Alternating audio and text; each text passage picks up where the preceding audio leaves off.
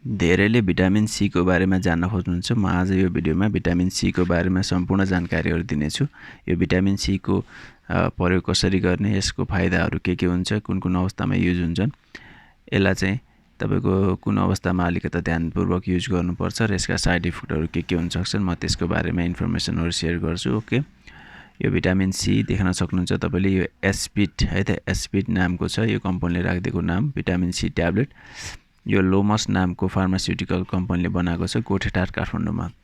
Okay, अब यसमा तपाईले देख्न सक्नुहुन्छ यो ओके, यो भिटामिन सी को ट्याब्लेट कोभिड को टाइममा धेरै फेमस थियो। कोभिड को समयमा भिटामिन सी र भिटामिन डी जस्ता भिटामिन डी को चाहिँ प्रयोग बढी भएको थियो।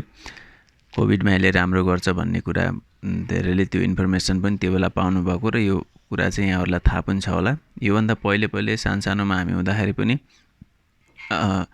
धेरैले भन्ने गर्नुहुन्छ त्यो रुवा धेरै लाग्छ भने चाहिँ तपाईले चाहिँ कागती पानी मिलाएर खानुस्, तपाईलाई राम्रो हुन्छ भने मतलब त्यो पनि कागतीमा भिटामिन सी पाउँछ, त्यसको मतलब रुगाको लागि राम्रो हुन्छ भन्न खोज्नु भएको हो इन्डाइरेक्टली।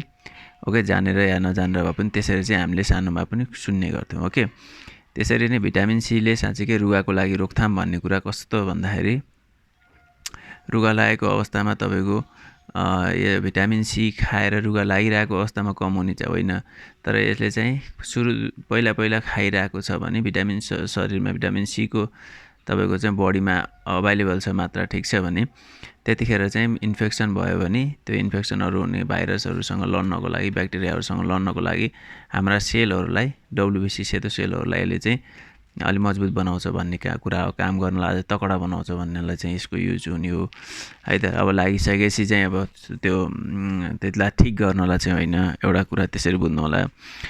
अर्को यसको फाइदा कहाँनिर छ त भन्दाखेरि जस्तै घाउ चोटपटक काट्यो, ठुलो घाउ भयो, शरीरमा बर्न भयो, जल्यो, त्यस्तो अवस्थामा पनि त्यो घाउ ठीक हुनलाई टाइम लाग्छ यतिकै। र त्यस्तोमा चाहिँ यस्ता भिटामिन सी लाई जिंक चक्कीसँग मिसाएर खाँदाखेरि तपाईको त्यो घाउलाई छिटो ठीक हुन्छ भनेर चाहिँ डाक्टरले त्यो अवस्थामा नि प्रिस्क्राइब गर्नु सक्नुहुन्छ र त्यस्तो बेला पनि युज गरिन्छ। त्यतिखेर नि यसले चाहिँ घाउ छिटो पुर्नको लागि चाहिँ मद्दत गर्छ। ओके, हुन त छिटोको मतलब घाउलाई 1-2 दिनमै टाकै पार्ने त हैन, तर अब तपाईको 2 हप्ता 3 हप्ता लाग्ने घाउहरुलाई त्यहाँ छिटो तपाईको भित्रका ती मासुका फाइबरहरु, कोलाजिन फाइबरहरु भन्छन् त्यसलाई, त्यो बनाउनलाई चाहिँ यसले मद्दत गर्छ। ओके, त्यसैले त्यो अवस्थामा नि प्रयोग गर्ने गरिन्छ। ओके, अर्को तपाईहरु मैले कहिलेकाहीँ बिरामी आउनु गर्नुहुन्छ हस्पिटलमा, निलो डाम हुन्छ शरीरमा, छालामा, अनि यो बक्सीले टोकेको पनि भन्ने चलन छ हाम्रो नेपालको कुनै ठाउँमा। निलो डाम बस्यो भने चाहिँ त्यस्तो निलो डाम बसेको बक्सीले टोकेर होइन कि, या चाहिँ भिटामिन सी को कमी हुन्छ या भन्ने चाहिँ तपाईको रगतमा एउटा प्लेटलेट भन्ने तत्व हुन्छ, त्यसको कमीको कारणले गर्दा हुन्छ। यसरी आउनुभएको बिरामीमा चेक गरेर हेर्दा तपाई पनि चेक गर्न सक्नुहुन्छ। यदि त्यस्तो समस्या छ भने प्लेटलेट भन्ने हुन्छ है त, प्लेटलेट। ओके, सीबीसी जाँच गरिन्छ, म यहाँ कागजमा पनि लेखिदिन्छु। यो सीबीसी जाँच भित्र हुन्छ तपाईको रातो रगत, सेतो रगत र प्लेटलेट भन्ने तत्वको पनि तपाईको रगतमा कम भएको हुन सक्छ, या भिटामिन सी को पनि कम भएको हुन सक्छ, त्यो बेला चाहिँ जाँच्नु पर्छ।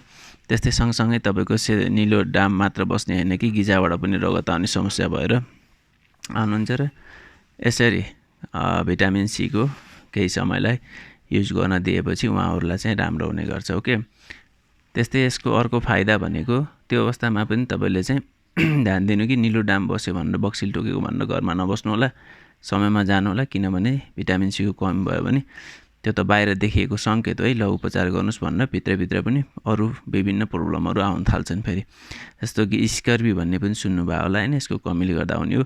हड्डीतिरको पनि विकास राम्रोसँग हुन पाउँदैन, समस्या त्यहाँ पनि हुन्छ। त्यसैले बच्चाबच्चीमा नि त्यस्तो केही छ भने चाहिँ तुरुन्त एकचोटी गएर नजिकको स्वास्थ्य सेवा कहाँ पाइन्छ त्यहाँनिर सल्लाह पनि गर्नु होला डाक्टरसँग। ओके,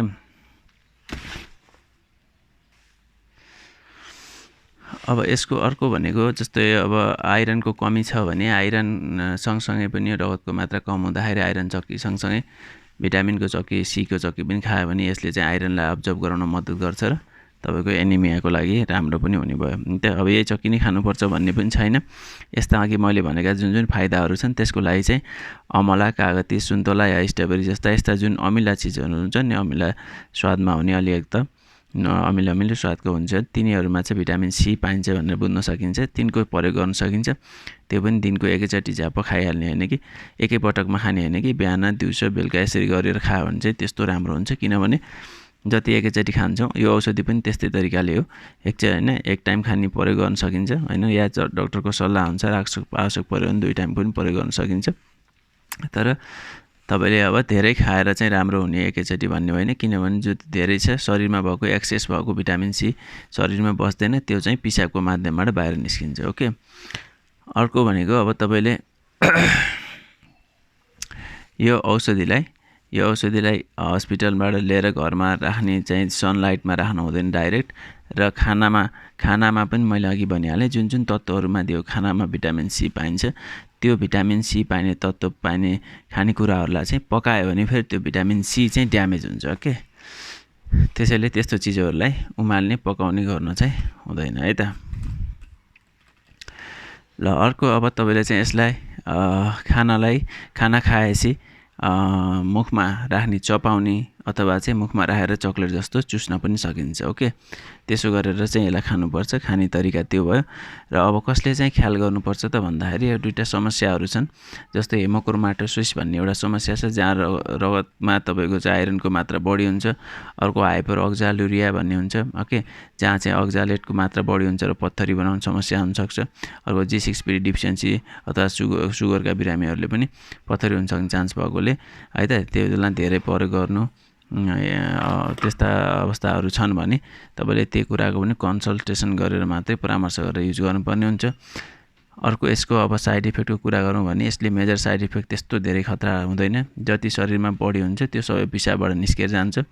र अर्को, जिआई अपसेट भनौँ न, पेटमा तपाईँको हल्का इरिटेसन गर्ने, स्टमक हल्का पेन भए जस्तो पनि महसुस हुनसक्छ। किनभने यो एस्कर्बिक एसिड हो होइन, एसिड भएपछि अलिकति पेटको तपाईँको चाहिँ थोरै डिस्टर्बेन्स हुनसक्छ है त स्टमकतिर। ओके, त्यसले गर्दा हल्का अलि फुले जस्तो ग्यास्ट्रिकको महसुस हुँदाखेरि जुन फिलिङ हुन्छ त्यो भए जस्तो हल्का दुखे जस्तो चाहिँ कहिलेकाहीँ कसैलाई हुनसक्छ। त्यसले खाना खाएर ओके प्रयोग गर्नु होला।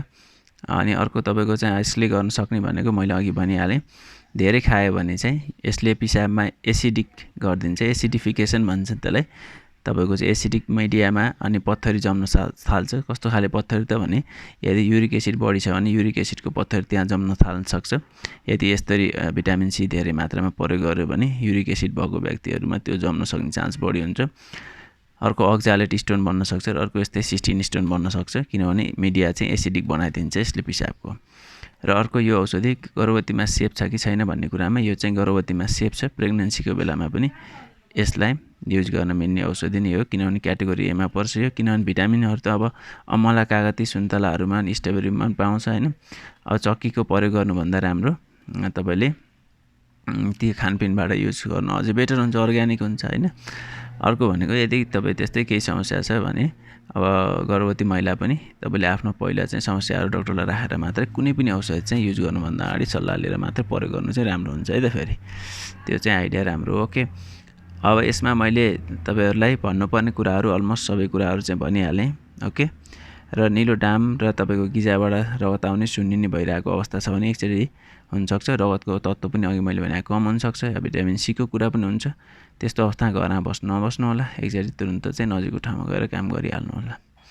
ओके, आजलाई म यति नै भन्न चाहन्छु है। यो औषधिको प्राइस